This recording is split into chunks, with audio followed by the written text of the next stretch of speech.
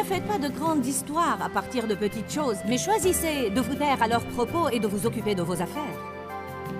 Restez avec nous dans Jouissez de votre vie.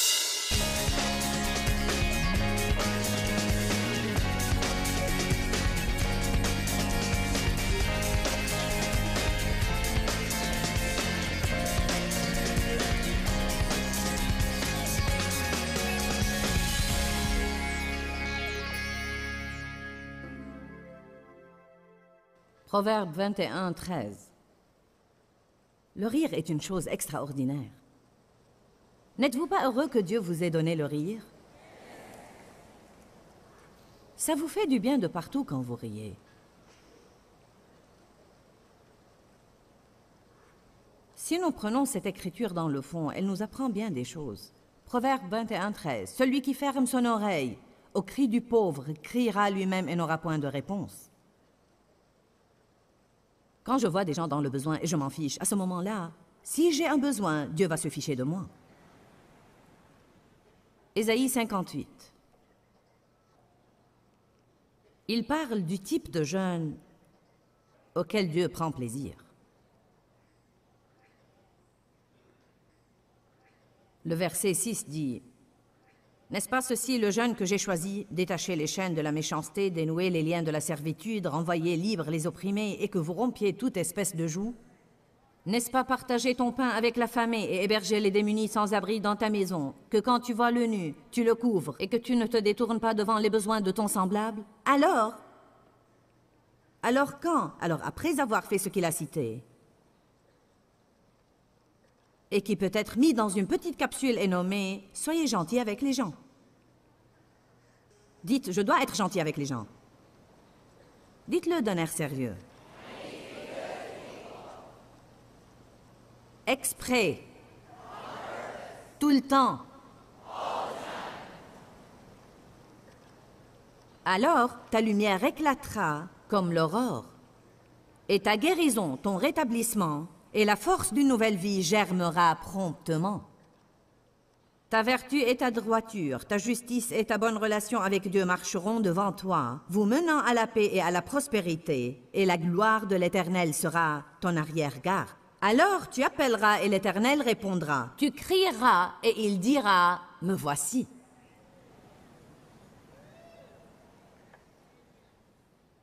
Vous pouvez avoir une énorme récolte simplement en étant gentil, en n'étant pas impoli. Laissez quelqu'un passer devant vous dans la file à l'épicerie. Laissez quelqu'un prendre la place de stationnement que vous vouliez. Ne faites pas de grandes histoires à partir de petites choses, mais choisissez de vous taire à leurs propos et de vous occuper de vos affaires. Couvrez certaines choses. Ne piquez pas une crise chaque fois que votre mari laisse ses chaussettes sales par terre. Ramassez-les, mettez-les dans la panière à linge sale et taisez-vous.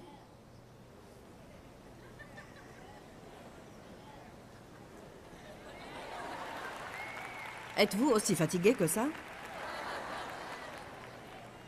Eh bien. Et moi alors? N'est-ce pas extraordinaire? Commencez à traiter les gens comme il faut. Et alors tu appelleras et l'Éternel répondra et il dira, me voici. De quoi as-tu besoin? Que puis-je faire pour toi? Il est très important à Dieu que nous traitions les gens comme il faut. Combien de vous ont jamais été maltraités par quelqu'un? Combien de vous ont une relation dans leur vie en ce moment même où ils pourraient dire « Vous savez quoi, je sais que je ne traite vraiment pas cette personne comme il faut et je dois vraiment améliorer. » Eh bien, vous n'avez pas levé les mains aussi vite ou aussi haut, mais je les vois. Avez-vous quelqu'un dans votre vie présentement que vous aimez mais qui vous irrite?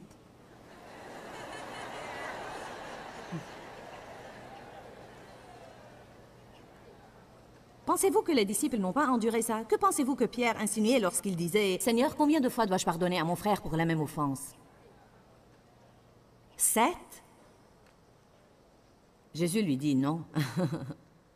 Et si je te dis 70 fois 7? Vraiment, 7 est le numéro parfait de Dieu. Alors ce qu'il voulait dire était en fait « Pardonne-lui et pardonne-lui jusqu'à ce que ça marche. » C'est ma propre opinion, mais je pense que Pierre avait un problème avec Jean. Je connais la personnalité de Pierre parce que je suis comme Pierre et Jean l'aurait irrité. Car Jean aurait plutôt traîné, vous savez. Je suis le disciple que Jésus aime.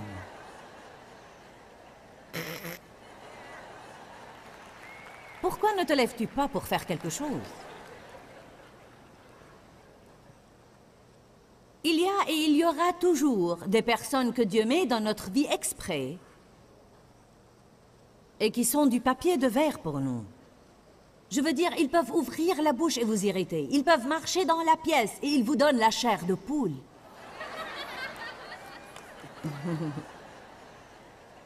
Ça ne sert à rien de les fuir, car où que vous irez, vous en trouverez.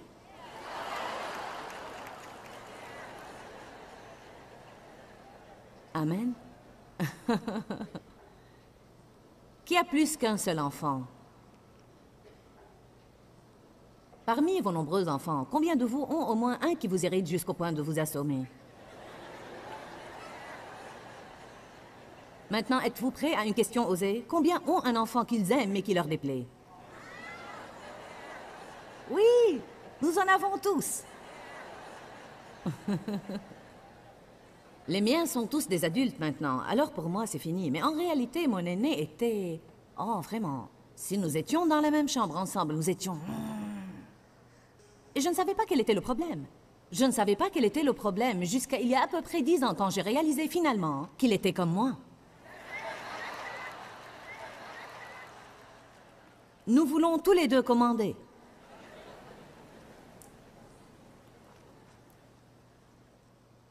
Les gens sont partout. Vous ne pouvez pas les fuir. Quoi que vous fassiez, ils sont bien là.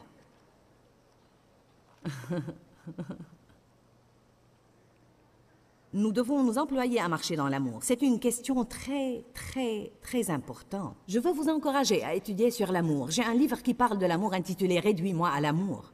Et je crois vraiment que c'est le livre le plus important que j'ai jamais écrit. Et c'est sur la marche dans l'amour. Et vous devez le lire, et le lire, et le lire, et le lire, et le lire, et le lire, et le lire. Vous devez faire des études sur la bouche, car nous offusquons tellement les gens avec notre bouche. Nous devons faire attention à ce que nous pensons à propos des gens. Nous devons nous occuper de nos propres affaires et ne pas juger et critiquer les autres personnes, car la moitié du temps, nous jugeons de choses que nous ignorons complètement. Amen. Cela nuit à l'onction sur votre vie. Dites ça avec moi. Si je maltraite les gens, cela nuit à l'onction sur ma vie. Une partie de la marche dans l'amour, c'est de pardonner aux gens. En fait, si nous croyons vraiment la prière du Seigneur, elle nous dit que Dieu ne va même pas répondre à nos besoins quotidiens essentiels si nous ne pardonnons pas aux autres. Donne-nous aujourd'hui notre pain quotidien et pardonne-nous nos offenses comme nous pardonnons aussi à ceux qui nous ont offensés. Combien de personnes sont dans une mauvaise passe et dans le besoin juste parce qu'ils ne traitent pas les autres comme il faut? Marcher dans l'amour, c'est une des choses les plus puissantes que vous puissiez faire. Et l'obéissance. Je veux vous encourager aujourd'hui. Ne soyez pas un petit peu obéissant, mais décidez-vous, vous allez être extrêmement obéissant. 1 Jean 3, 22 dit, « Nous recevons tout ce que nous lui demandons parce que nous gardons ses commandements. » Cela veut-il dire que nous devons être parfaits? Non, nous nous faisons du mal chaque fois que nous n'obéissons pas à Dieu. Si Dieu vous dit d'aller vous excuser auprès de quelqu'un et vous êtes trop têtu pour le faire, vous vous faites du mal. Vous détériorez votre vie de prière. L'obéissance. Le psaume 66, 18 dit, « Si nous concevons l'iniquité dans notre cœur, le Seigneur n'exaucera pas nos prières. » Si nous avons un péché caché dans notre vie, nous ne pouvons pas nous attendre à ce que Dieu nous exauce. Allez à Acte 24. Combien de vous savent ce qu'est la conscience? Personne ne sait ce qu'est la conscience. D'accord. C'est cette petite chose que nous avons tous à l'intérieur de nous et qui en fait nous fait savoir que nous n'agissons pas comme il faut. Le Seigneur soit loué. Nous devons prier pour que notre conscience soit sensible et qu'elle ne porte pas la marque de la flétrissure. Savez-vous ce qui se passe si vous prenez un fer à repasser Si je frappe mon bras avec ce fer et il guérit, et puis quelqu'un va le faire de nouveau et il guérit, et quelqu'un va le faire de nouveau, sous peu cette peau deviendra dure, calleuse et insensible. Et si vous me touchez avec ce fer, je ne le sentirai pas. C'est ce qui arrive à la conscience d'une personne. Si Dieu nous touche et nous ne prêtons aucune attention, puis il nous touche et nous ne prêtons pas attention, puis il nous touche et nous ne prêtons pas attention, alors sous peu, il nous touche de nouveau et nous ne le sentons même pas. Et ça me fait vraiment peur. Ça me fait vraiment peur que je puisse aller ça et là et mal agir et maltraiter les gens et ne pas m'en rendre compte. Vous savez quoi? J'ai eu beaucoup d'années dans ma vie où j'ai été comme ça. Car après avoir été sexuellement abusée dans mon enfance et ensuite maltraitée par plusieurs autres hommes, mon cœur s'était endurci. J'ai passé des années disant des choses comme « Personne ne va jamais me bousculer de nouveau et je n'ai pas besoin de toi. Je m'occuperai de moi-même. » Vous savez, toutes ces résolutions et décisions que nous prenons obstinément. Je maltraitais les gens, j'étais impolie avec les gens, j'étais tellement sévère et tellement dure, et j'étais odieuse et hostile parfois. Je ne m'efforçais pas d'être ouvertement amicale avec quiconque. Si je n'avais pas de popularité, je leur disais « je m'en fiche de vous ». Car j'avais dans ma vie une peur d'être rejetée. J'étais en fait une personne insensible. Un cœur dur vous rend insensible. Une des choses qui peut vous donner un cœur dur, c'est être maltraité. Mais si vous avez été très maltraité, cela ne vous autorise pas à passer le restant de vos jours à maltraiter quelqu'un d'autre. Cela veut dire que vous devez pardonner à tous ceux qui vous font du mal. C'est le premier pas pour que vous ayez un cœur tendre à nouveau. Et vous devez demander à Dieu de commencer à vous attendrir le cœur et de commencer à vous permettre d'avoir une conscience vraiment sensible et de savoir quand vous faites du mal à quelqu'un. Maintenant, j'ai tellement grandi sur ce plan, car à l'époque, les gens me disaient « Tu m'as vraiment blessé. Eh bien, que t'ai-je fait? Tu as dit ceci et cela. Eh bien, pourquoi cela doit t'embêter? Eh bien, grandis. » Toute mon attitude était « affronte une situation difficile et continue. » J'ai commencé à réaliser que je ne pouvais plus faire ça. Les gens ont des besoins différents et nous devons être comme Paul. Avec les Juifs, je suis Juif. Avec les Grecs, je suis Grec. Avec quelqu'un qui est sous la loi, je suis sous la loi. Avec les esclaves, je suis esclave. Et avec les libres, je suis libre. Paul voulait dire, j'ai atteint un point de maturité dans ma vie avec Dieu où tout ce que quelqu'un veut que je suis celui qui m'adapterai. Je m'adapterai. Et je serai tout ce dont vous avez besoin que je sois, pas parce que je suis obligée de le faire, mais parce que je suis libre de le faire. Voyez, nous passons tellement de temps à penser aux choses dont nous nous sommes libérés, au lieu de penser aux choses que nous sommes libres de faire, parce que nous avons la force de Dieu dans notre vie pour les faire. Paul dit, je peux faire tout ce que je veux, mais je me réduis à être le serviteur de tous. Parce que j'ai un désir, un but. Je veux gagner les gens au Christ. Donc il dit, je suis prêt à faire tout ce qu'il faut pour vous gagner au Seigneur. Amen. Nous nous attendons à ce que tout le monde s'adapte et s'ajuste à nous. Eh bien, je suis perfectionniste, donc si vous voulez avoir une relation avec moi, faites tout à la perfection. J'aime que tout soit ordonné, donc si jamais vous êtes désordonné, je ne vais pas avoir une relation avec vous. Eh bien, je suis une personne vraiment sérieuse et extrêmement instruite. Et je ne veux pas d'absurdité. Donc, si vous avez une personnalité qui aime s'amuser, je ne veux pas avoir une relation avec vous car vous allez être trop évaporé. Combien de vous conviennent que c'est une maturité spirituelle que de pouvoir et de vouloir s'adapter et s'ajuster aux autres afin de les voir grandir dans leur relation avec Dieu? Que faut-il pour ça? Il faut l'abnégation. Eh bien, si je le fais, toute ma vie, je vais être exploitée. Nous devons arrêter de nous inquiéter que quelqu'un nous exploite toute notre vie. Et nous devons mettre notre confiance en Dieu. Nous mettre entre les mains de Dieu et croire fermement que si je fais ce qui est bien, il va s'occuper de moi. Alléluia. Si nous faisons ce qui est bien, Dieu va s'occuper de nous.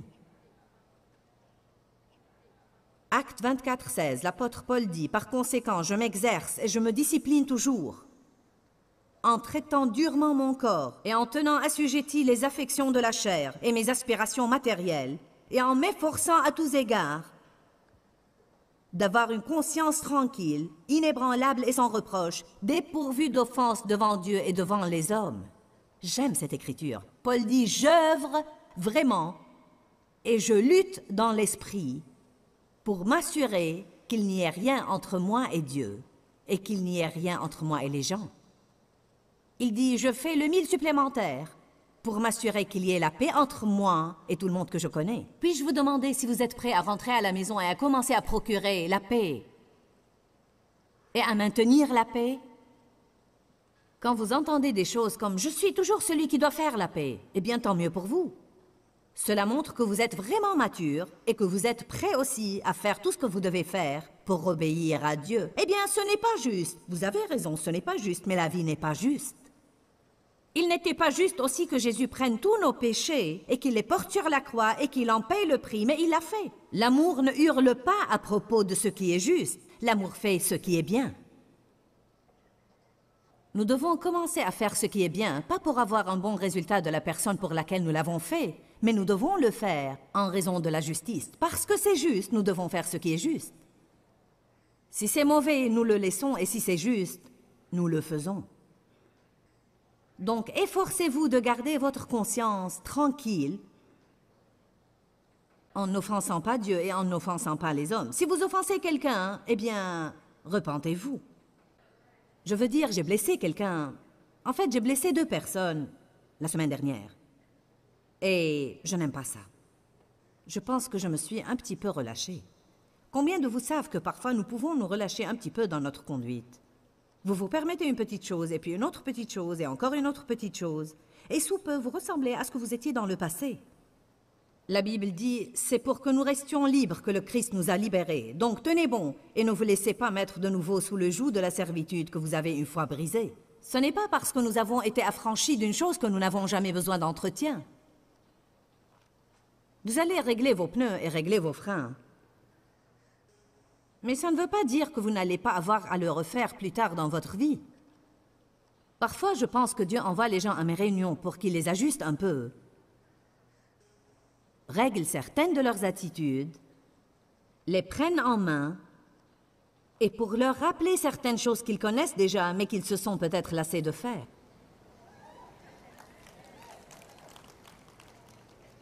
Vous ne vous êtes pas embourbé en faisant la mauvaise chose une fois, mais en faisant la mauvaise chose plusieurs fois, et vous n'allez pas vous tirer d'affaire en faisant ce qui est juste une fois. Vous devez le faire répétitivement, encore et encore et encore, et tôt ou tard, vous surmonterez votre passé. Ouvrons nos Bibles au Proverbe 15, 29.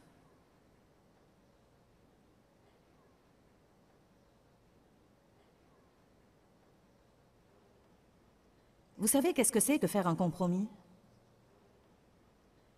C'est quand quelqu'un est enclin à accepter ce que les autres veulent faire, bien que cela puisse ne pas être juste. Il sait que ce n'est pas juste, mais il le fait de toute façon, espérant qu'il va s'en sortir. Combien de vous pensent qu'ils transigent dans leur vie? Cela veut dire que nous savons qu'une chose est mauvaise. Nous avons la conviction du Saint-Esprit que nous ne devons pas la dire, la faire, l'acheter et la manger. En fait, les gens disent tout le temps, je sais que je ne dois pas dire ça, mais... Je sais que je ne dois pas manger ça, mais... Je sais que je ne dois pas acheter ça, mais... Je sais que je ne dois pas faire ça, mais... Je sais que je ne dois pas veiller si tard, mais... Qu'avons-nous à dire? Dieu me montre ce que je dois faire, mais je fais ce que je veux. Alors, nous ne pouvons nous en prendre qu'à nous-mêmes si nous n'avons pas les résultats que nous espérons. La moindre des choses, c'est d'être honnête avec nous-mêmes. Proverbe 15, 29. L'Éternel s'éloigne des méchants, mais il écoute la prière des justes. Les justes qui font sa volonté. Vous savez, la Bible dit que Dieu est strictement juste et que Dieu est implacablement et indubitablement juste. Dans la société dans laquelle nous vivons aujourd'hui, tout le monde veut faire un compromis, et si vous refusez de le faire, ils vont vous appeler légaliste et strict. Même les chrétiens vous disent que vous êtes légaliste si vous essayez de mener une vie sainte. J'ai décidé que vous pouvez m'appeler tout ce que vous voudrez, mais je préfère être extrémiste en essayant d'être sainte que d'être extrémiste en me permettant de faire des choses que je ne dois pas faire. Que fait l'homme systématiquement juste? L'homme systématiquement juste essaye de faire ce qui est bien tout le temps. Savez-vous ce que les gens font? Ils font ce qui est bien quand ils ont des ennuis. Il me faut un miracle. Ils vont mieux aller à l'église cette semaine. Il me faut une guérison. J'arrêterai les commérages. Ai-je raison? Il est étonnant ce que nous devenons saints quand nous voulons un exaucement. Mais l'homme systématiquement juste essaie de faire ce qui est bien tout le temps, pas seulement quand il veut quelque chose de Dieu. Vous m'aviez suivi ces 2 dernières semaines quand j'enseignais sur interrompre le plan de Satan pour votre vie, car c'est un enseignement très important. Satan a un plan pour la destruction de tout le monde parce que c'est tout ce qu'il sait faire. La Bible dit dans Jean 10:10, le voleur ne vient que pour égorger, dérober et détruire. Mais Jésus dit, je suis venu pour que vous ayez et jouissiez de votre vie et que vous l'ayez en abondance pleinement jusqu'à débordement. Dieu a un bon plan pour vous. Satan a un mauvais plan, mais vous pouvez interrompre son plan par la prière. Nous avons parlé aujourd'hui des conditions de la prière réussie et efficace. Une chose est sûre, si nous allons prier, nous voulons que notre prière soit efficace. Alors vous devez apprendre tout ce que vous pouvez apprendre sur la prière. Dis-leur que je les aime. Dans ce livret, Joyce Meyer donne une révélation de l'amour de Dieu pour nous. Pour obtenir ce livret gratuitement, écrivez-nous à Joyce Meyer, boîte postale 40095-6300, Larnaca, Chypre. Ou bien visitez notre site web www.joycemeyer.org/fr.